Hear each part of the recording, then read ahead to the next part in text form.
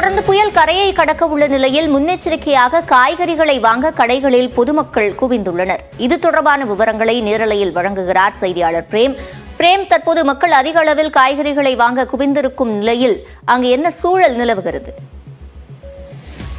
சிவரஞ்சனி, வங்கக்கடலில் இந்த பெஞ்சல் புயல் என்பது தற்போது உருவாகி அதன் தாக்கத்தை தற்போது ஏற்படுத்தியிருக்கிறது. குறிப்பாக கடலூர் மாவட்டம் முழுவதும் கடற்கரையோரம் தற்போது கடலில் சீற்றம் என்பது அதிகரித்து காணப்படுகிறது. இந்த நிலையில் பொதுமக்கள் யாரும் வெளியே வர வேண்டாம் என மாவட்ட நிர்வாக சார்பில் எச்சரிக்கை விடுக்கப்பட்டிருக்கிறது. இந்த சூழ்நிலையில் கடலூர் மாவட்டம் என்பது இயற்கை சீற்றத்தாலும் மழை வெள்ளத்தாலும் பாதிக்கக்கூடிய பகுதி. இதனால் மக்கள் இந்த புயலை நன்கு அறிந்திருக்கிறார்கள். இதனை பொறுத்து தற்போது காய்கறி கடைகளில் தற்போது மக்கள் காய்கறி வாங்க அதிக அளவில் கொண்டு இருக்கிறார்கள்.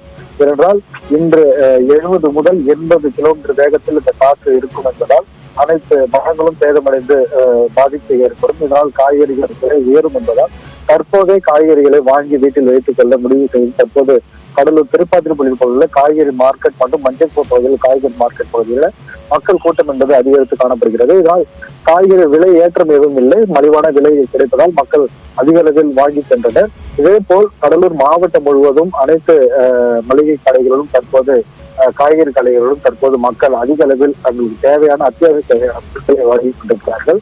இது தொடர்ச்சியாக மாவட்ட நிர்வாக சார்பில் அனைத்து முன்னெச்சரிக்கை நடவடிக்கை எடுக்கப்பட்டிருப்பதாக மாவட்ட ஆட்சியர் சிவிஆர்டிகே செந்தில்குமார் தற்போது தகவல் தெரிவித்திருக்கிறார். விவரங்களை வழங்கியமைக்கு நன்றி பிரேம்.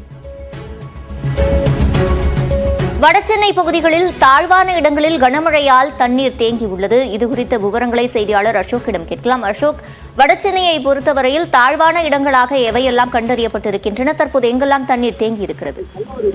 தற்போது வடசென்னை பகுதியில் பார்த்தா குறிப்பா அந்த தண்டாப்பேட்டை, ஐஓசி, அதே போல இளையா தெரு, இந்த பகுதியில ஒவ்வொரு மழை காலத்திலும் தண்ணி தேங்கக்கூடிய சூழ்நிலை காணப்படுது. நேற்று இரவிலிருந்து தற்போது வரை மழை தொடர்ந்து கொண்டிருப்பதால் இன்னும் அதிகரித்துக் கொண்டிருக்கு.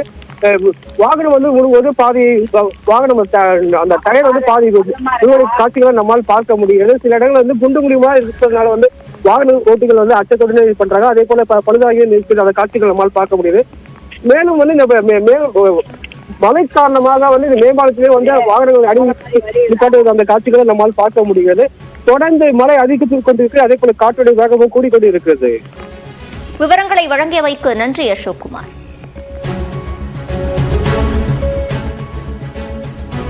தற்போது ஒரு அண்மை செய்தியை பார்த்து வருகிறோம். புதுச்சேரியில் புயல் கரையை கடக்கும் போது அரசு பேருந்துகள் இயக்கப்படாது என்று புதுச்சேரி அரசு தற்போது அறிவித்திருக்கிறது. இது தொடர்பான கூடுதல் விவரங்களை செய்தியாளர் இளவமுதனிடம் கேட்கலாம். இளவமுதன், வேறு என்னென்ன அறிவிப்புகள் வெளியிடப்பட்டிருக்கின்றன?